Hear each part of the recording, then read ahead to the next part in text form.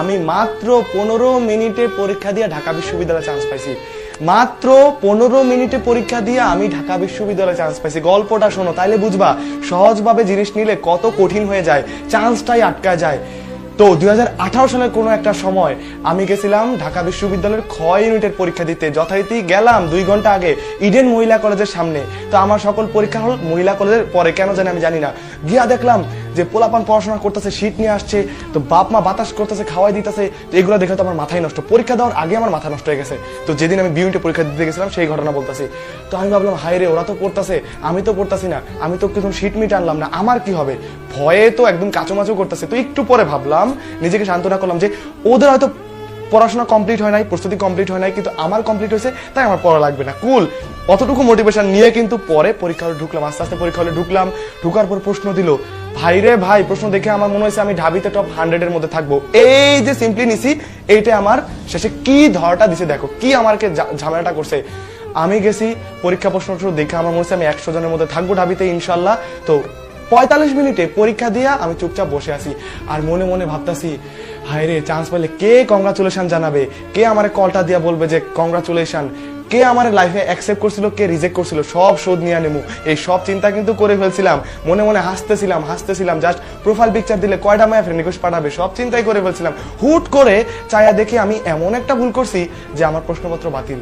সাথে সাথে আমার কান্না চলে আসছে, কারণ আমি ঢাবিতে বি আর ডি আর জাবিতে বি অ্যাপ্লাই করছি, আর কোনো অ্যাপ্লাই তো করি নাই।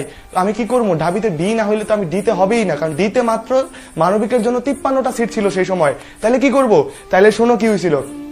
পরে আমি কান্নাকাটি শুরু করছি, একটা ম্যাম সামনে ছিল। ম্যাম বলে, বাবা তোমার কি হয়েছে? ম্যাম আমি তো এই ভুল করছি, আমার তো জীবন শেষ ম্যাম, আমি কি করবো? আমার টপ টপ করে কান্না চলে আসছে। সারা জীবনের স্বপ্ন, যতদিন থেকে প্রিপারেশন নিয়েছি স্বপ্ন, আমার মায়ের স্বপ্ন, বাবার স্বপ্ন, আমি একদিনে পরীক্ষা সব ধুলিসাৎ হয়ে যাবে। ম্যাম বলো, দেখো এখন তো কিছু করা যাবে না, তো তুমি যে ভুল করছো, এখন তোমাদের প্রশ্ন দিতে পারবে আপনি কি ভুল করছেন। আমাদের সময় যারা মানবিক থেকে পরীক্ষা দিয়েছি 2টা ইংলিশ ছিল, একটা ছিল ইলেকটিভ ইংলিশ আর একটা ছিল জেনারেল ইংলিশ।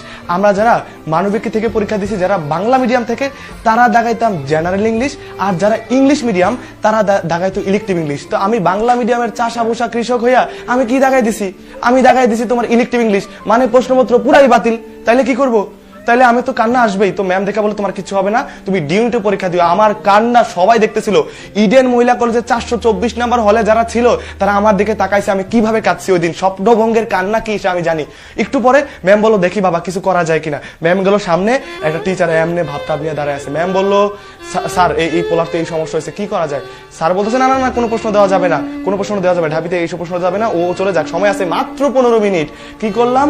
কান্নাকাটি দেখা ম্যাম বলো, স্যার দেওয়া যায় কিনা দেখেন না, একটা প্রশ্ন তো আছে, একটা মেয়ে অনুপস্থিত আছে।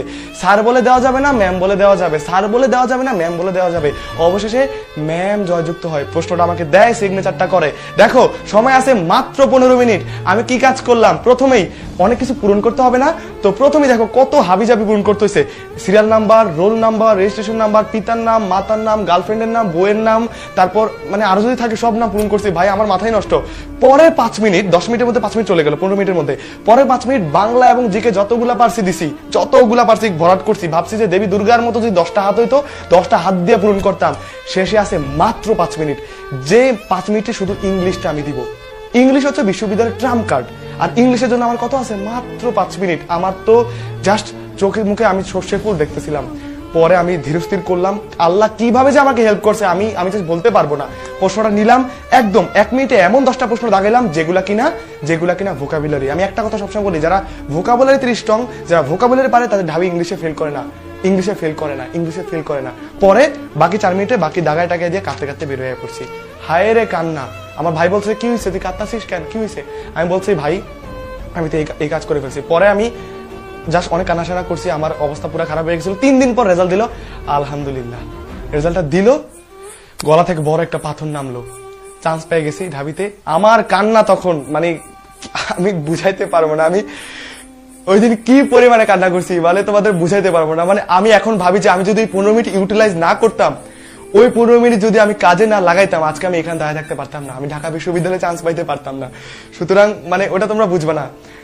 তো এই গল্প আমি এই কারণে বললাম যে সহজ করে কোনো কিছু নিও না, সহজ করে ভাবতে আমায় সহজে, সহজ কথা যায় না ভাবা সহজে, করাও যায় না সহজে। সুতরাং যে বললা যে সহজ ভাবে